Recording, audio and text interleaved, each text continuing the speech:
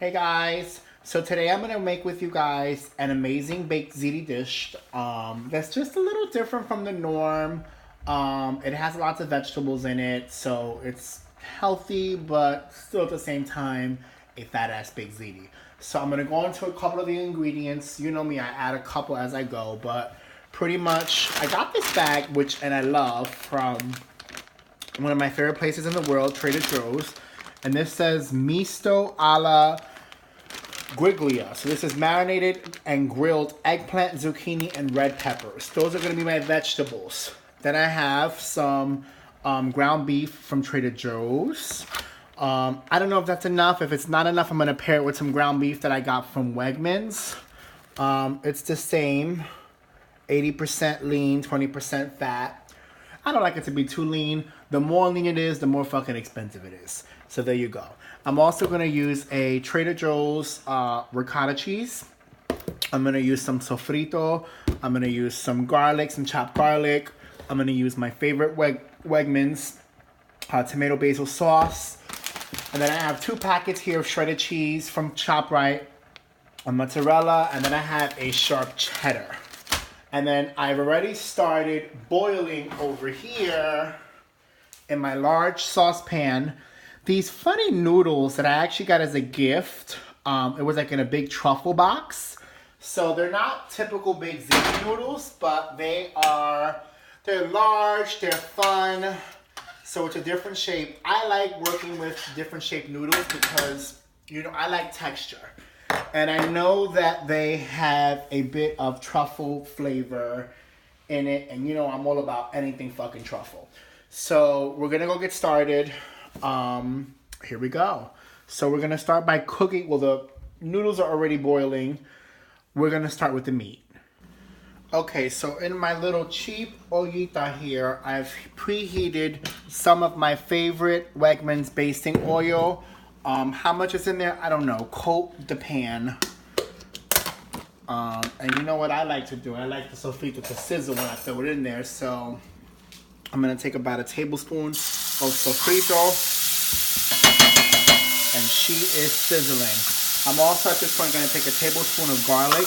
Whenever I use beef, I like to really season it because I feel like beef absorbs seasoning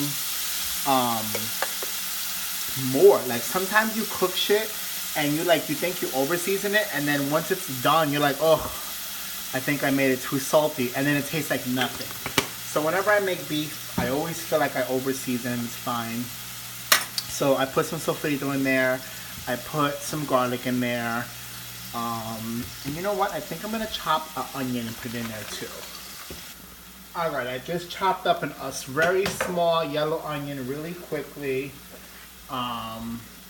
You don't have to go too crazy making it too small. I'm not trying to hide it from anybody. A little yellow onion never hurt anybody. So that's in there. Move that around.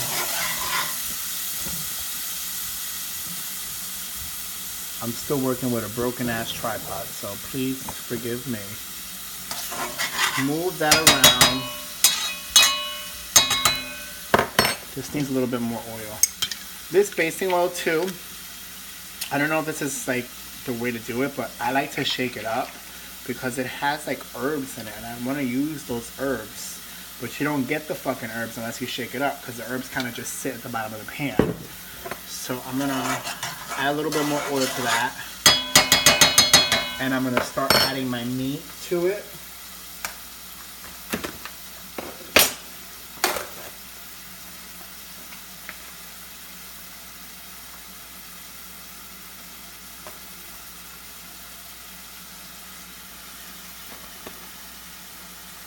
You know, this was actually pretty. I usually don't buy meat from Trader Joe's.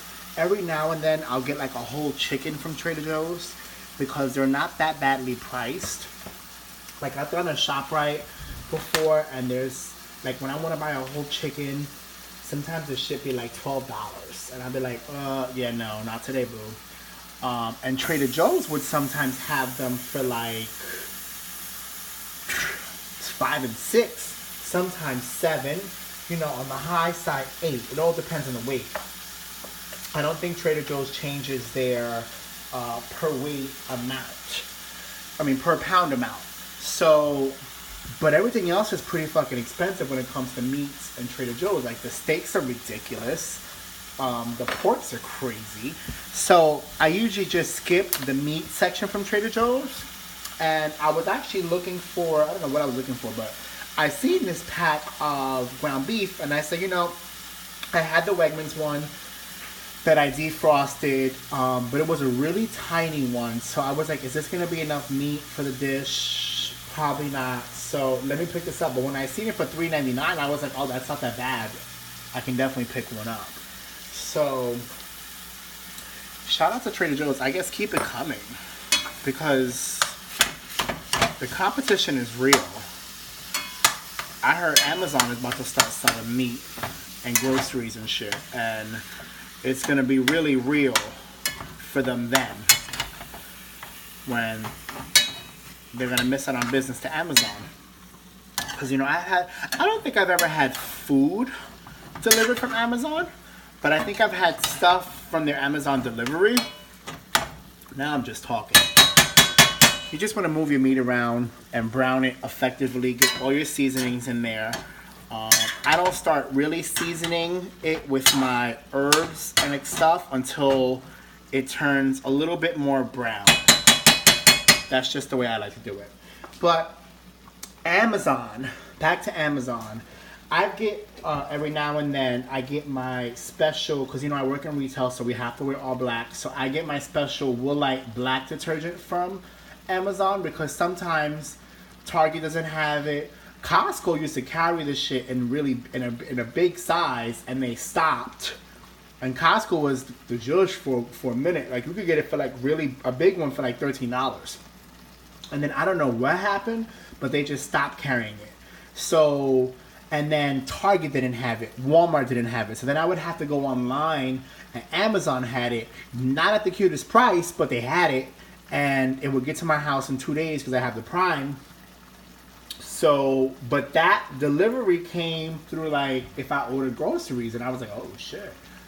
So it was that, and it was something else, but it really wasn't like food. But apparently you could buy full-blown groceries, and you're gonna be able to buy groceries, produce, and meats, and all kinds of shit like that from Amazon.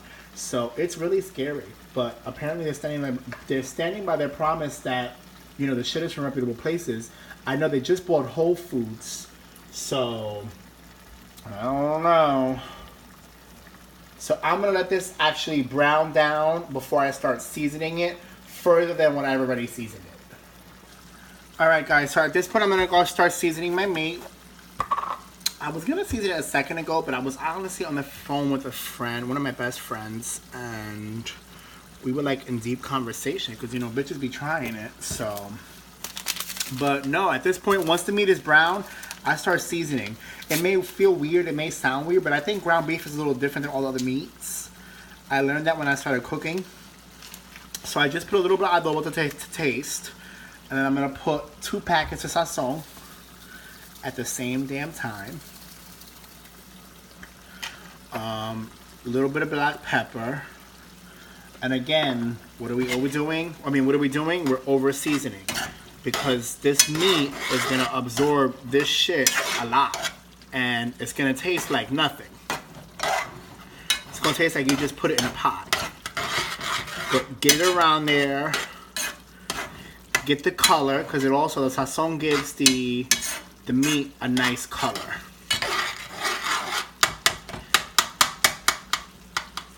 This meat at this point is practically edible. So I'm just gonna make sure that, yeah, it tastes good. Bomb. It's so good you could just eat it by itself. That's actually another dish that I like, is just straight ground beef with like hummus and like a pita. Or has anybody ever had, I had a real Italian person order me pizza one time, and she brought the pizza from, I think, fucking Staten Island, and she was my boss at the time at Bloomingdale's, And she bought me this pizza, and the pizza fucking had ground beef on it. I'm like, bitch, I never had some pizza with some ground beef on it. She was like, live your whole life. It was probably one of the best slices of pizza I've ever had in my life. And yeah, it was pretty good. So this meat is pretty much done, and it's ready to get put in the mix of the baked ziti. I already have my noodles boiled over here. Don't overboil them. Don't kill them, because remember, their life is not over. They still have to bake. So on my noodles, I'm gonna add my cute little strainer that I got from Sir the Top. A couple people have reached out to me about this strainer, and I'm gonna show you how easy it is to get the water out this pot. Okay, so pretty much you just gotta tilt it over like that. Sorry, you know, tripod being an asshole. But just tilt it over like that and just sit it there for like a couple minutes. Not a couple minutes, but like a little bit till it gets all the water out. You know, with baked ziti, you want the less water the better, because you don't really want a runny baked ziti. And it's not that many noodles. I didn't make that much. I didn't even make the whole bag. I can't even tell you where these noodles come from. It's almost like they're shells, but now that I just drained them, I can really smell the truffle, which I'm not mad at, because, you know, I love everything truffle. But really just drain them, get all the water out of there, because I'm going to do the mix in this big saucepan. So I don't want no water in here. Okay, so I took all the water out. I took the thing out of the strainer off the saucepan, and now I'm gonna add. Now there's no water in there. I really drained it well, and I'm gonna add some ground beef. I was gonna use this spoon, but I'm not, because again, I want to reduce the amount of water that we have, or the amount of liquids we have in this. Because when I bake it, I don't want no problems. I want to cut like a nice piece of ziti. So I'm going to use like this strainer that I would typically use really for anything fried that I want to drain and strain. This I love. I use this tool like all the time. And it's not even a fancy one. I think I got it from, I'm pretty sure I got it from Home Goods for like $4. So you put your ground beef in there. Get all of your ground beef. Okay, so all the ground beef is in there. What am I going to put in here next? I don't know. What am I going to put in here next? Oh, the ricotta cheese. So, okay, so people always tell me I use too much ricotta, so maybe I won't use too much ricotta, but you know I love ricotta. I could literally eat ricotta with a spoon. But I don't think that's healthy. And, you know, I'm trying to live a different life. So I just did that much of ricotta. And then, remember, like I said, don't overcook the noodles, because you still have to bake the bitches. And don't over stir them, because you don't want to really break them up. You're not making a soup here. You're making a pasta. So just kind of sift the ricotta through it, if you will. And at this point, I'm going to take a little bit of sauce, not too much of it. About half of it. That was more than half of it. No, that was half of it. And again, move. Move. I'm not going to do too much of a stir. I'm going to move.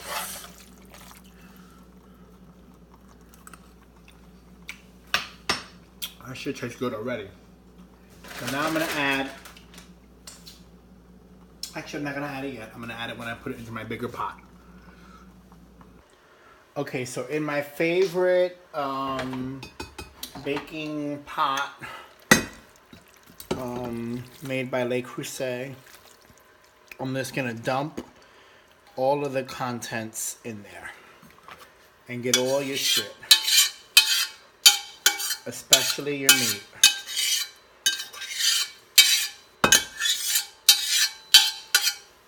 I'm happy I got that extra packet of meat because I'd be really upset. So it's in there. At this point, I'm gonna add just a little bit of this.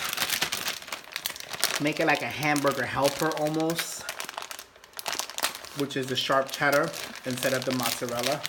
Because you know the sharp cheddar has like a really distinct taste. Makes it more cheesy. So I'm not gonna add a lot. I'm just gonna coat the top and then move it in like this. Right? See? I'm just moving it in.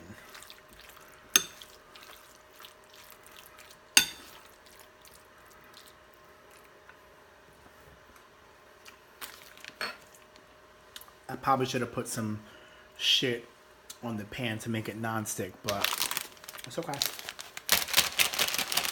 It's some good ass shit. It's some Le Creuset shit, so when you buy expensive shit, sometimes when you forget things or you cut corners, it's okay. It's a-okay. Because you've invested in the piece, and the piece has got you. So that's in there. Then I'm gonna put mozzarella. That's about how much I put sharp cheddar. I'm gonna stick it and move it in there, or like a fold almost, if you will.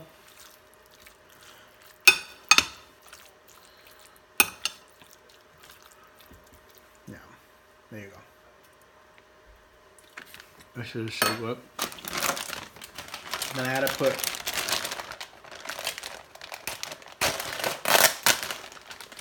the vegetables in there. So hold on. These were frozen, so I want to make sure that there's no water going into them. But you can actually, if you want it to be a vegetarian, you could stop right here and just leave it at the vegetables, because it is some really nice, chunky, whole vegetables. You didn't have to put the meat in there for that. This could have been, your protein. But it's not my protein. I tried the whole vegan, vegetarian thing. And it didn't work out for me. So, and that's fine. It doesn't work out for everyone. So now that I have the vegetables, I'm gonna kind of move them, but they're so pretty. And it already looks so pretty that I kind of want to let them sit on the top. Like, how cute does that look? That's cute. I want it to sit on the top. Then I'm going to put just a little bit, not too much, of sauce through it.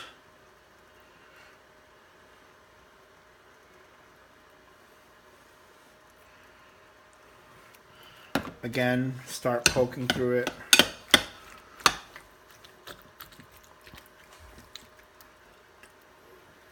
But this meal doesn't have to be crazy saucy. And I'm going to finish it with mozzarella cheese.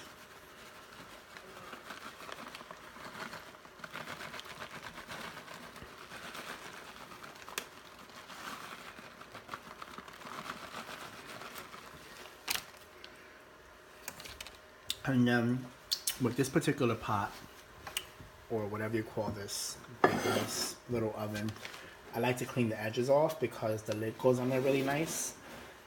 And I don't want shit to be dripping over my lid while I'm baking it. Oh, there you go. My oven's preheated. And then you know what? Because I'm feeling myself today, and I feel like I'm making, bitch, I know I'm making a masterpiece. I'm gonna sprinkle some my favorite roasted garlic breadcrumbs over that bitch like this. I like sprinkle. I like sprinkle dinkle. Lightly coated. Because after I bake it, I'm going to take the lid off 10 minutes in, and she's going to be crispy on the top. That's my trick to my famous mac and cheese. which I owe y'all a video because I know I made the dumb lobsterish mac and cheese. I'm gonna make you the real mac and cheese, but I'm not making that shit until Thanksgiving. So you will see that video on Thanksgiving. Okay, so I didn't do a thing to it. I just put the lid on it, and then I'm gonna put it in the oven at 350 for 45 minutes in my favorite oven. So I'm gonna check in with you guys 35 minutes through it, and then the last 10 minutes I'm gonna take the lid off and let that bitch really cook uncovered so that the breadcrumbs can make a crisp effect. Okay, so it actually, I was caught up doing other things, and it actually baked for the whole period. So it baked at 350 for the whole 45 minutes. So what I'm gonna do is, and I love the consistency. Like when I look into it, I just love how it's not like runny. I love the consistency. So at this point, I'm just gonna accept the fact that it was baked for 45 minutes and just, you know, that's fine. And I'm going to broil it. You know, I love this oven. I just love this fucking oven. I'm gonna broil it for 10 minutes.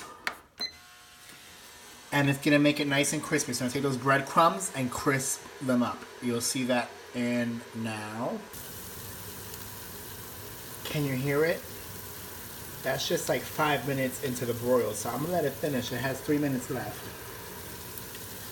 But it's already, like, I can feel it. That shit is nice and crispy already. It's amazing. Alright guys, so look at this shit. This shit is done.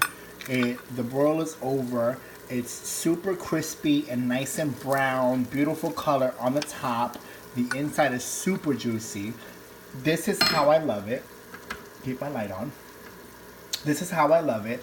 I love my mac and cheese like this. So you'll see that one in Thanksgiving. But this is just like my favorite because it's nice and crispy on top, juicy and cheesy on the inside. So I'm about to transfer it to my plate. Alright, so look, I just broke it. Took a piece in there. It's a nice hefty piece. And you can see like what the inside looks like. It's nice and cheesy. The cheese has really went through the noodles and, or whatever you call this shit, the pasta and the vegetables. And it's pretty amazing.